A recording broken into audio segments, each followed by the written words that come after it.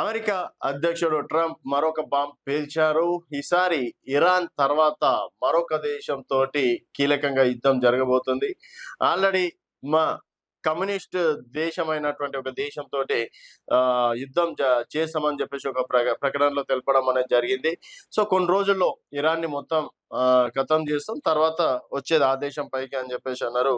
America అధ్యక్షుడు Donald Trump అంతర్జాతీయ వేదికపై మరోసారి సంచలన వ్యాఖ్యలు చేశారు. ఇరాన్ అమెరికా ఇజ్రాయెల్ యుద్ధం తీవ్ర స్థాయికి చేరింది. ఈ క్రమంలో తమ తదుపరి టార్గెట్ గా క్యూబా దేశం అని ట్రంప్ ప్రకటించారు.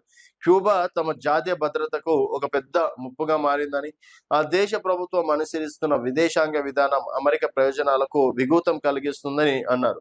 ముందు ఇరాన్ పని ముగించి ఆ తర్వాత క్యూబా సంగతి చూస్తామని ఆయన చేసిన వ్యాఖ్యలు ప్రపంచ దేశాల్లో కలకలం సృష్టిస్తుంది. ప్రస్తుతం ప్రపంచ దేశాలంతా యుద్ధం ఆపేయండి, యుద్ధం వల్ల, ఎందుకంటే ఇప్పుడు ప్రపంచ దేశం వల్ల ప్రతి ఒక్క దేశంకి ఏదో ఒక రకంగా, ఒక దేశం ఇప్పుడు పెట్రోలియం అనుకోవచ్చు, ఇంకో దేశం ఖనిజాల విషయంలో అనుకోవచ్చు, ఇంకో దేశం మరొక నిల్వల విషయంలో అనుకోవచ్చు, ఇంకో దేశం కూరగాయలు, పంట పొలాలు, ఆహార ధాన్యాలలో ఏదో ఒక దాంట్లో మాత్రం ఏదో ఒక దేశం అయితే డెఫినెట్ గా ఒక దేశం మరొక దేశం పైన అయితే ఆధారపడుతుంది.